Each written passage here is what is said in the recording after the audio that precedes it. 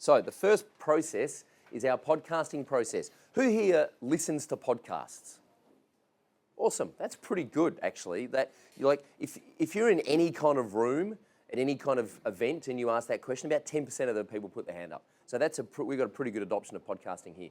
Who listens to kind of non-fiction podcasts like This American Life? Okay. Who listens to business podcasts? All right, cool. Okay. Who here actually has their own podcast? Okay, good, beautiful. 4 in the room, excellent. So we've been podcasting for almost 3 years now. The first podcast that I started failed.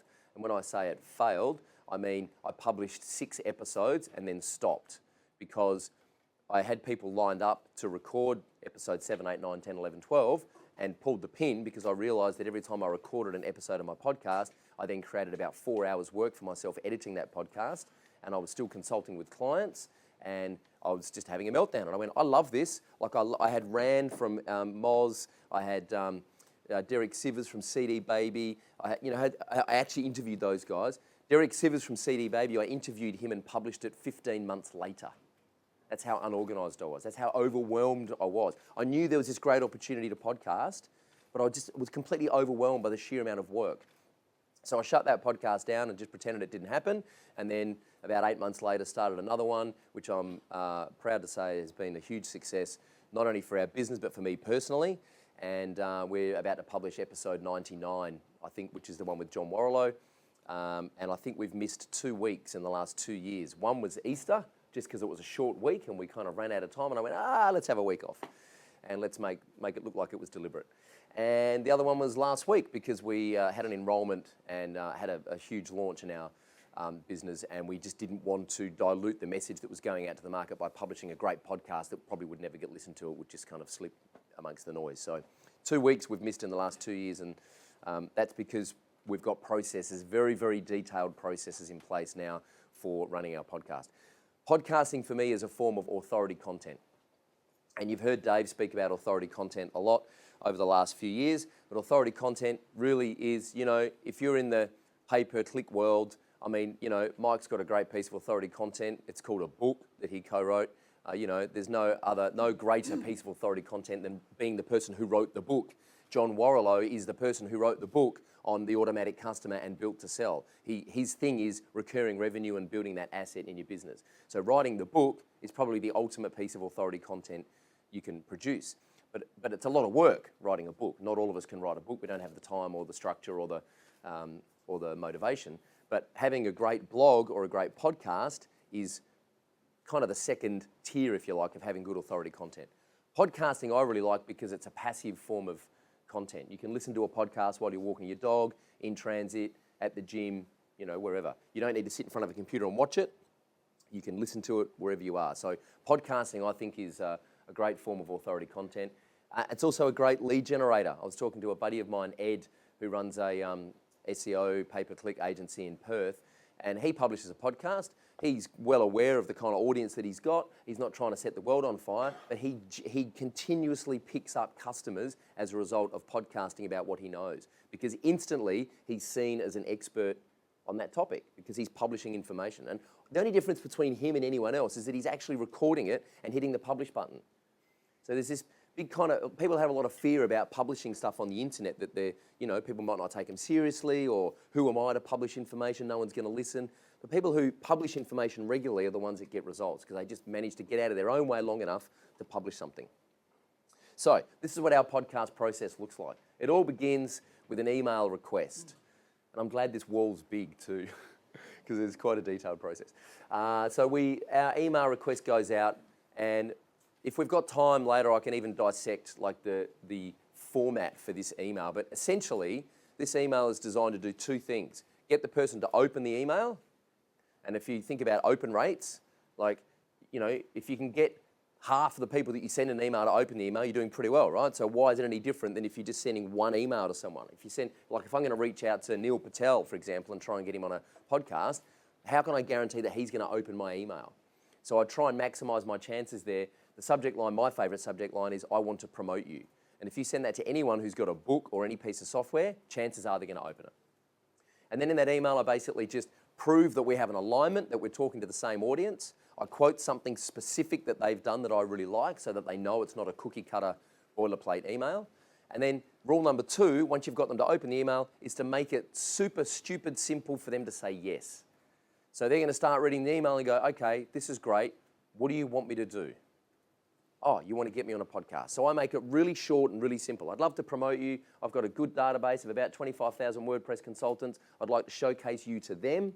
And I'd like to do that by getting you on a podcast, ask you some questions. It'll take about 20 minutes. If you agree, I'll shoot the questions through in advance, and I promise not to overshoot because I know you're busy. Are you in? Bang. That's exactly how I got Seth Godin on a podcast. It took me 3 times to get Seth, because the first 2 times I was crawling up his ass too much, right? And I was, dragging it out, and I was total fanboy, and he's just like, oh yeah, whatever. And the third time, I kind of, really cut to the chase, speak as an equal, make it really easy for him to say yes, and he said yes. So once we request someone to be on a podcast, we tag them. We use Infusionsoft, by the way, but you can use ActiveCampaign or Ontraport, whatever system you're using. So we tag them, and at that point, they are tagged as being requested. And someone in our organisation will also move them to a new board in Trello. So Michelle, who works for us in the Philippines, she'll have all of our contacts and people that we want on the podcast on a Trello board. She'll send the email, move them off to Trello, and then tag them in Infusionsoft. And then we just do nothing. We just wait, right? And usually what happens is after 30 to 45 days, if they haven't responded, we'll just send them a follow-up email. If they do say yes, then they are dropped into a campaign in Infusionsoft, which sends them instructions on how to book the appointment. And that links, in that email is a link to my calendar. I use Schedule Once for my calendar.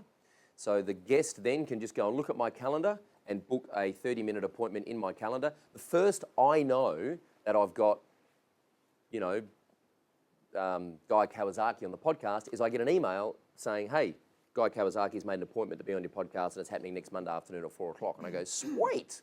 I have no idea who's been emailed today or tomorrow or yesterday to request them to be on the podcast. That's all done by the team and by the process.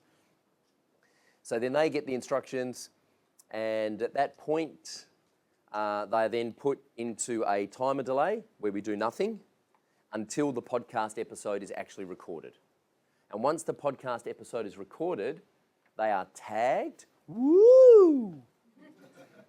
They are tagged. Woo! Did I just do that out loud? They are tagged and as having been recorded. Okay, podcast episode recorded. Boom, done. And again, I don't do this stuff, right? The team does this stuff. And at that point, they are sent an email. So when they're tagged, what we also do is on their customer record card, we add the URL of their episode. And then they are sent an email swipe file when the episode goes live with the URL for them to promote. Hey, your podcast has just gone live on our blog. Here's the link. Here's a little email we've written that you can send out, and here are some tweets that you can put out on social with the link to their episode on our blog, yeah? All making sense? Cool. And at that point, they're tagged again. And then what we do is so there's this thing we do on our podcast where we give away a prize every week as a way of encouraging comments and engagement.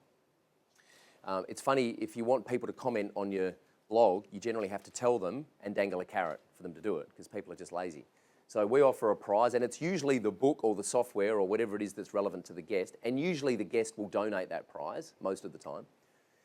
And so what we do is we tag them here, we wait 17 days, so we tell our podcast audience, hey, leave a comment under the podcast and I'll get John to swing by in a couple of weeks and award the prize. So what we do is we wait 17 days, give our audience enough time to leave some comments, and then we send the podcast guest an email reminder, hey John, your podcast has been really popular, blah, blah, blah, blah, blah. Remember, we agreed we were going to give away insert custom field, which is the prize that they've agreed to give away. Love you to come back and go through the comments and pick a winner, and we'll organise the details of the prize. And then the guest comes back to the podcast and hopefully does that, awards the prize, and then they are tagged as being out of that campaign, and they're done.